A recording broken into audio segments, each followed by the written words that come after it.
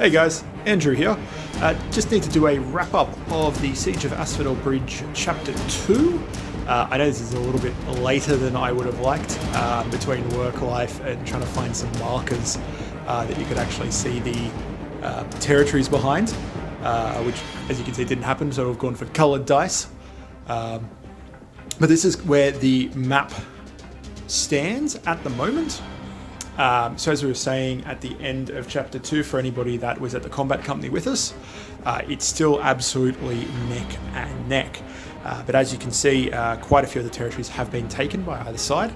So at the moment, I've got blue dice representing the loyalists and the bronzy brown dice, the traitors. As you can see, both sides have got a pretty great selection of territories that give them all sorts of bonuses. So if we come over to here, we've got a little loyalist stronghold in the bottom, so we've got a refinery there. So the refinery is giving out the extra movement. In 30k games, it's giving out some reactor cooling stuff for AT, and it's also giving you extra fuel if the AI game is using it.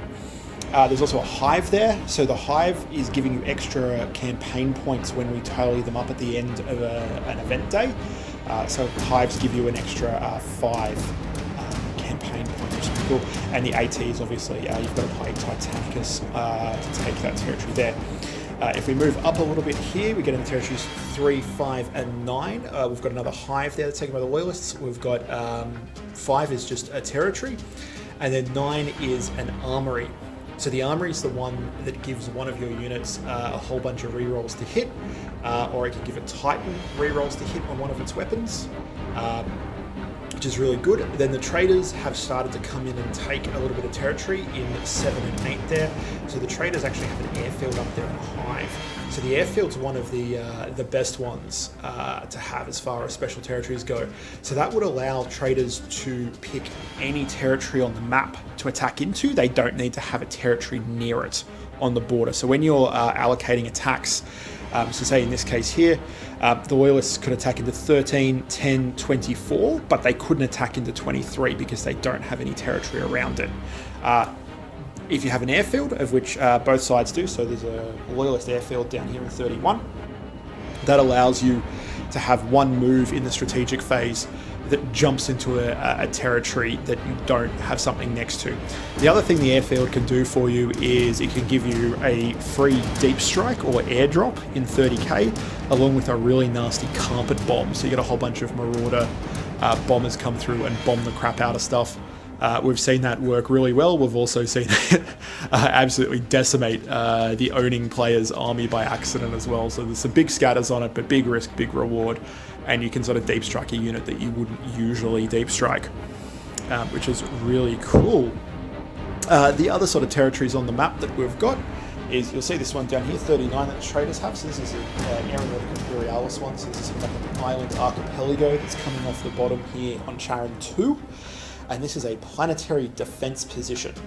Okay, so the planetary defense positions are sort of super fortified strongholds. So what this gives you is, if you're playing there, you get, and you own that territory. So if you're defending that territory, it always counts as being garrisoned. So it's always going to take 2 battles at least to knock that out of somebody's control, and the owning player also gets a free fortification. So in 30k, that basically gives you like a free bunker, something like that. If somebody turns up with a Fortress of Redemption, I'm totally okay with them using that. But yeah, it's usually a bunker or a trench line, something like that, maybe a bastion that they get for free.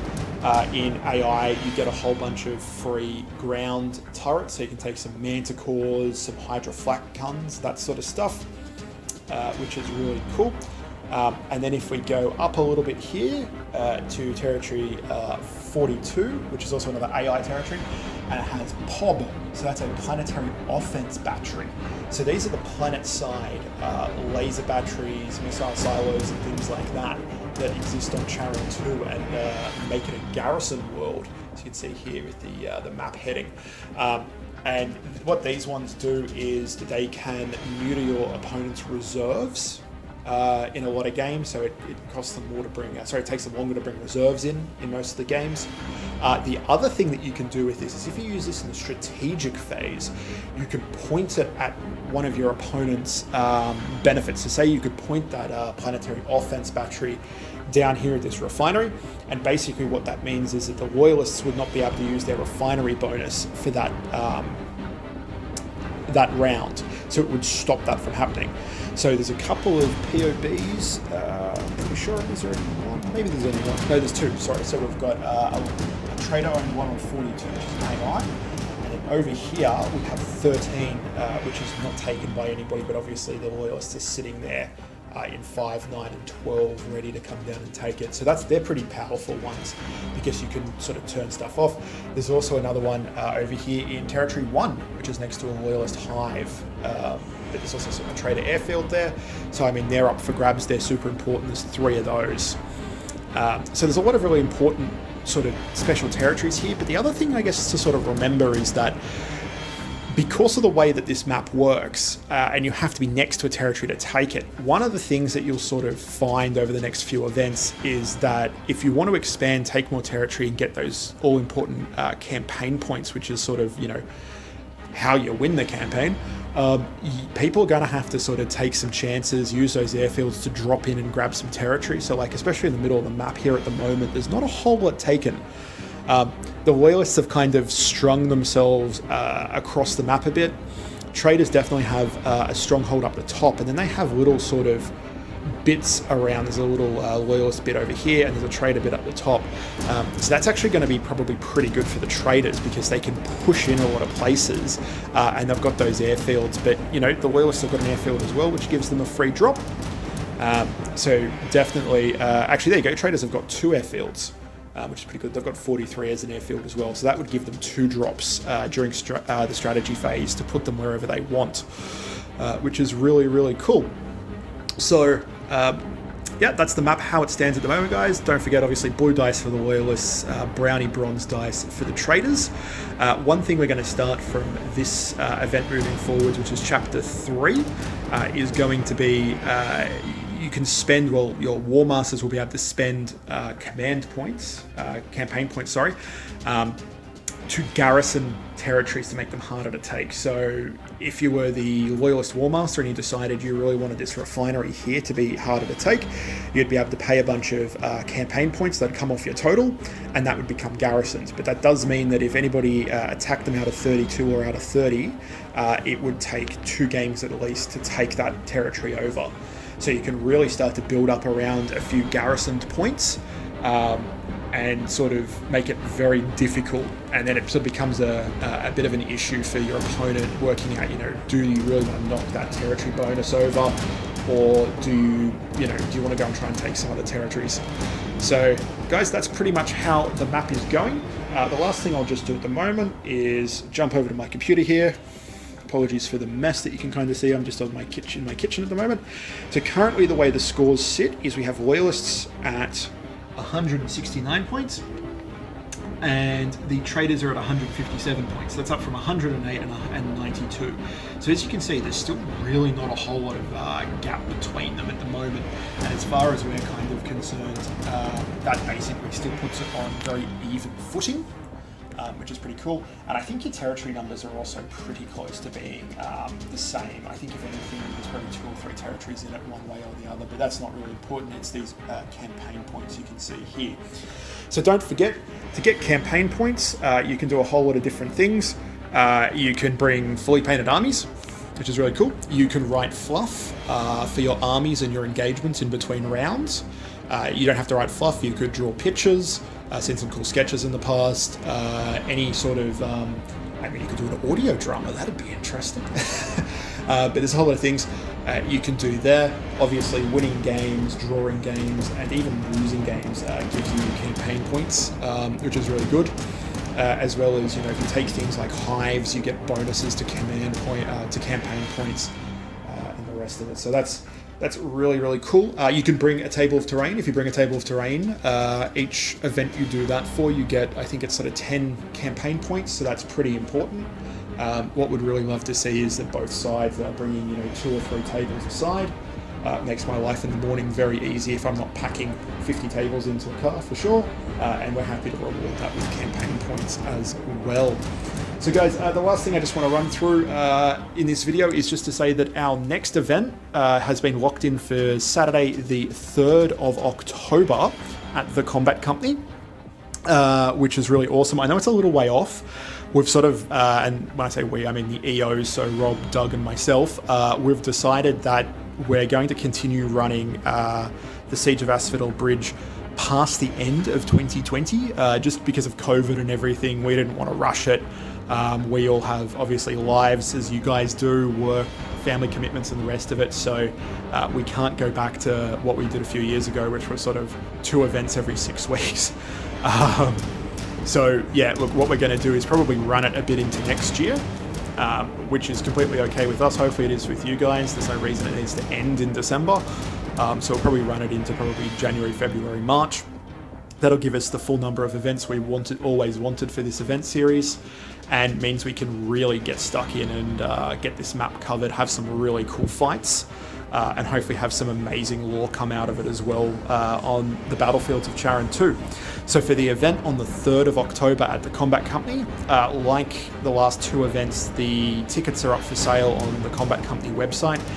Just because of COVID restrictions and everything else, registration, guys, it would be amazing if you could please pre-purchase your tickets through their website. Obviously, makes it easier on the day. We don't have people running around trying to grab money. But it also means that we know who you are, where you are, and it's all kind of locked in. If for some reason you buy a ticket and you then can't make it on the day, that's completely okay. Get in touch. We can usually turn that into store credit or hold it over for the next event and that sort of stuff. So it's not like you're going to be losing money, guys. I know a few people are a bit worried, but yeah, look, it should be fine. A few people have missed events and we've just been able to roll their tickets, which is really, really good. So on the 3rd of October, I'm not 100% sure what AT and AI are doing at the moment. Doug and Rob will be able to let you know that in the next few days, but at least for 30k, which is still sort of the main format, which is awesome, we're going to be changing things up a little bit. So the last 2 events we've been playing mainly pitched battle engagements, 2,500 points, which is really cool. But what we're going to be going to for the 3rd is 1,500 point games, and they're going to be mainly Centurion and Zone Mortalis games.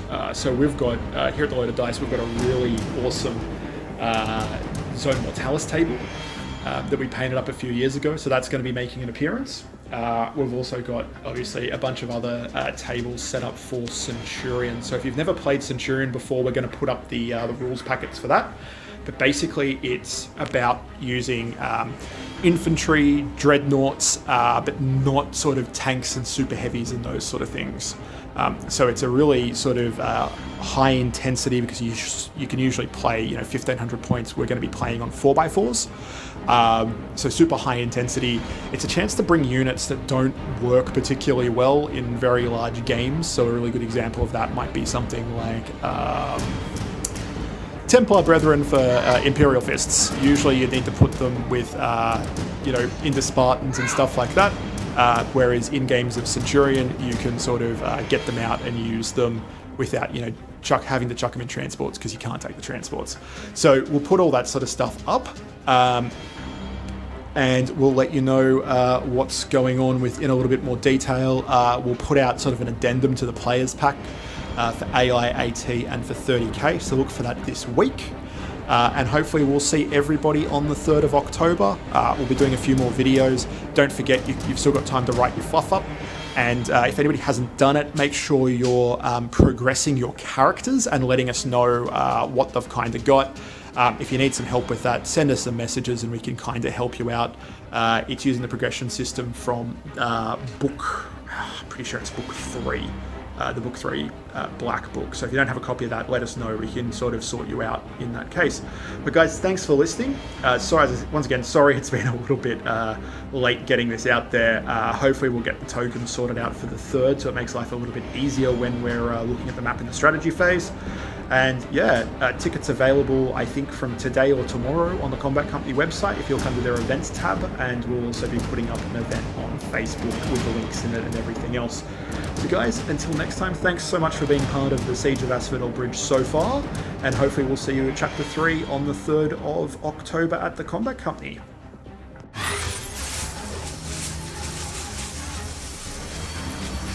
What?